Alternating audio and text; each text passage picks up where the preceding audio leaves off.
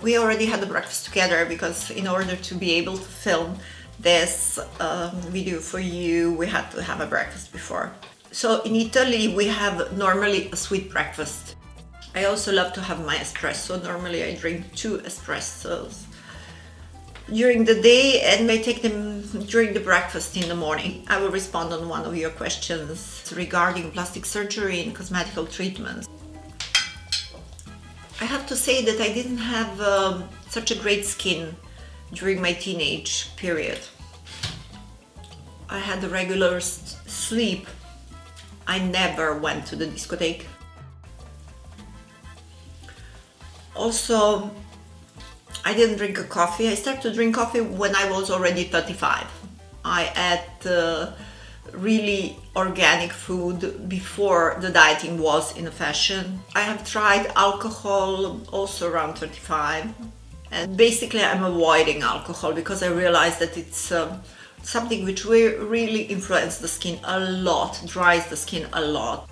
I noticed that those 3 things are really the worst for our appearance, because these kind of things destroy our skin but also our organs inside. You cannot look good if you don't feel good inside. You cannot look beautiful and healthy on the surface if your mental health or your physical health is not in the perfect conditions. Procedures that I undergone in all these years. Somehow when I was in a teenage period, I had a pair of very small breasts that I was happy about, very happy about, and they didn't went on my way, but they were enough to fulfill a swimming costume and a dress, so it looked nice.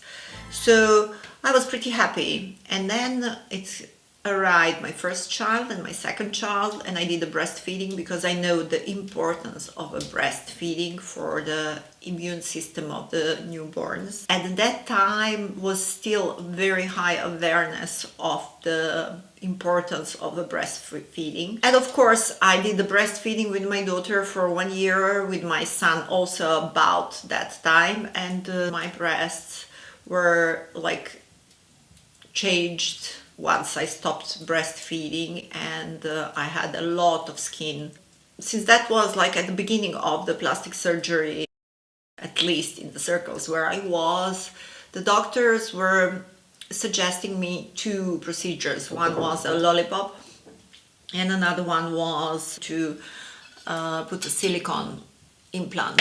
I was or that or lollipop. Lollipop, that means reducing of the skin but with a scar in a form of a lollipop. That is why is it called a lollipop, because it has a scarf in the form of lollipop. So I was very much afraid of scar, and I decided to take that first option, fulfilling, because at the time it was such a strong propaganda how silicone breasts or silicone implants are even healthy.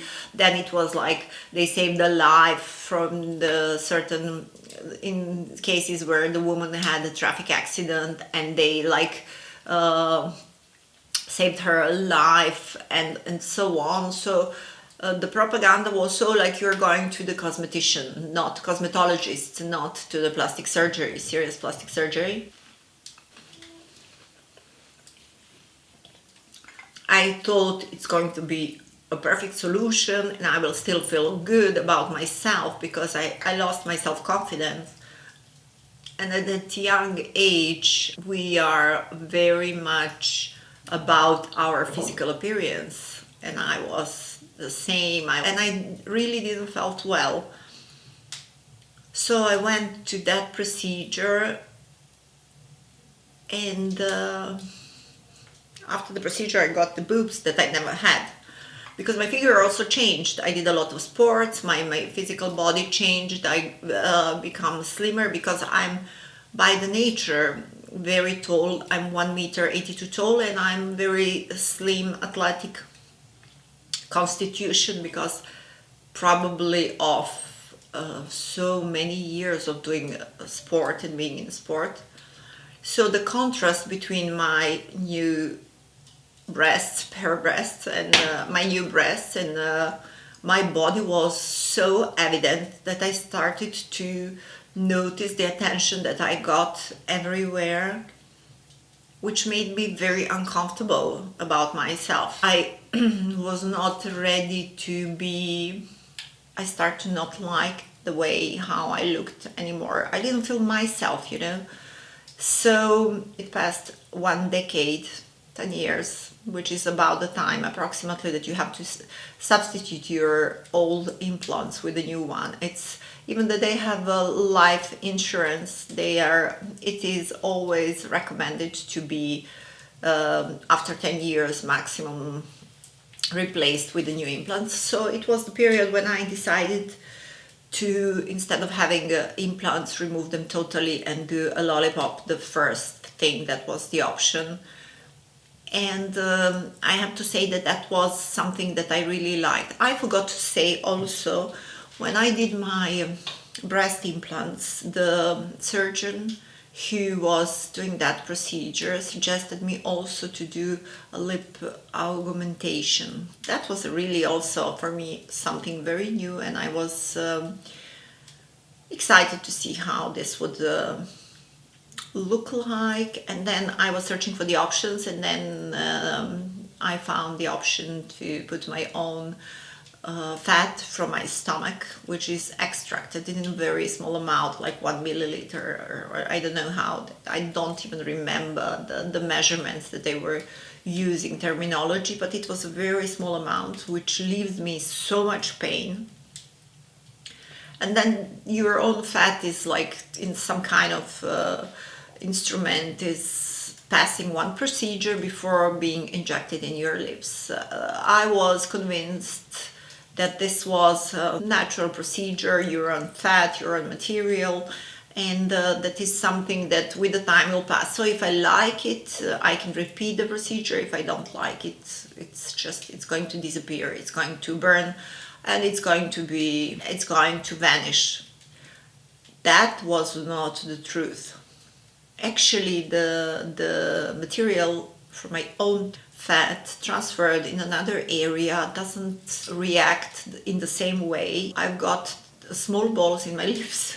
It was really tragical, which were, since I was changing my weight 5 kilos up and down, how I changed my weight, that small fat balls were growing. Can you imagine that? In my lips. And these balls were getting bigger or smaller. That was really something incredible. So when I decided to change my implants and to totally extract them and do a lollipop surgery, which will reduce my skin, I at the same time decided to undergo a very painful surgery removing that fat balls from my lips, which was so painful I cannot explain you. And it was not possible even to remove them all, because my own tissue connected in a way with that balls, and it was impossible to remove it without removing also my own tissue. The result is better, but it's not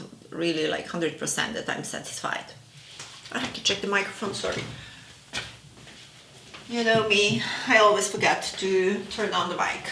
After several years, I have to say that I'm suffering a lot from deviation in my nose. I went under one procedure, operation of my nose. I wanted to remove that deviation, and you have opportunity when you go under the surgery to also do some small adjustments to your nose in an aesthetical way, which I did, and I'm very satisfied with it. But the major problem with the deviation was not resolved. Still breathing, and you can hear that when I'm talking, that I'm not breathing through my nose. I'm breathing through my mouth, which creates a lot of problems, and probably once I will have to again go under the surgery, because with the time I see that I always get more and more difficulties to breathe through my nose, especially when I sleep. Creates a lot of problems. I already said that I'm doing Botox. I'm doing Botox approximately every 6 months, and this is the area of forehead and crow's feet, the only area, and then one central zone here between the eyebrows.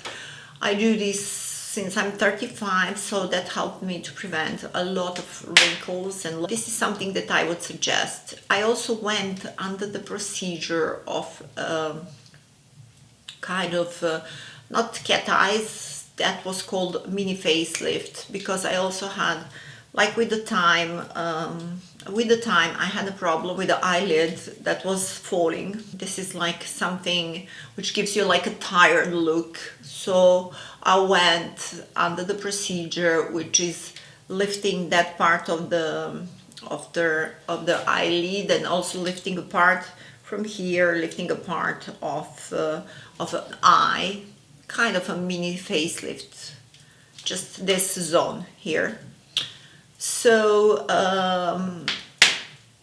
those are the things that I did, and I find it perfect. Really, I'm so much against any fillers, any kind of injections, anything. I wouldn't even recommend your own fat anymore. You know, nothing, even all the acids that they say they're natural and stuff like this, I don't believe in it. So I'm also not going under any cosmetical treatments. I'm just trying to eat healthy, to eat very healthy, because this is something which is the most important thing. You know, like since March, I didn't went to the hairdresser since March. So I was doing because here in Italy, I don't know in the rest of the world where you are watching me right now, what are the conditions, but here in Italy at the moment, we have like closed and opened from time to time. So I moved also to a countryside, away from the hairdressers and everything else. What I realized is that all kind of treatments for the hair and everything else, if you're not eating well and you're not using a good food, nutrition actually comes from inside more than from outside. Also, it's very important movement, to do a lot of sports, because this helps you, I understand, also for your facial muscles. You have contractions all muscles on your face, which prevents you from getting, you know, like this kind of, many of you were asking me about how to treat your neck. If that would be just about money and procedures, you know, and the richest woman in the world, you have the cases of a plastic surgery which went out to disaster, and they probably didn't get what they wanted. I agree that today there is so much pressure on women to look good, young, always beautiful, and this terror of being young. I agree about that.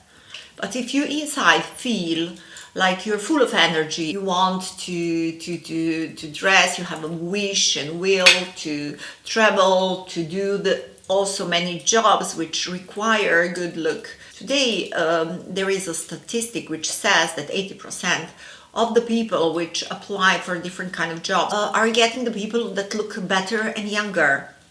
Simply, those are the standards, and beside the fact that everyone feels better when it's satisfied with what sees in the mirror, it's really about personality, about you. It's not about others, it's about you.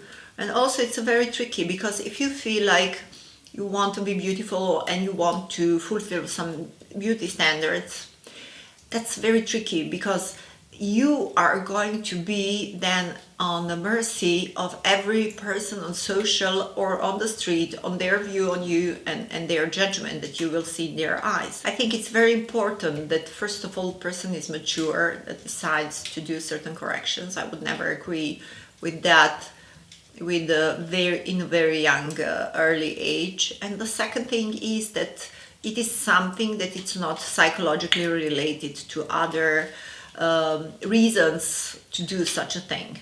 So I was mature. I knew I didn't want it to become someone else. I just wanted to be me with as I was 10 years ago or 20 years ago. You know, like I wanted to slow down external signs of changing myself to something that energetically I was not.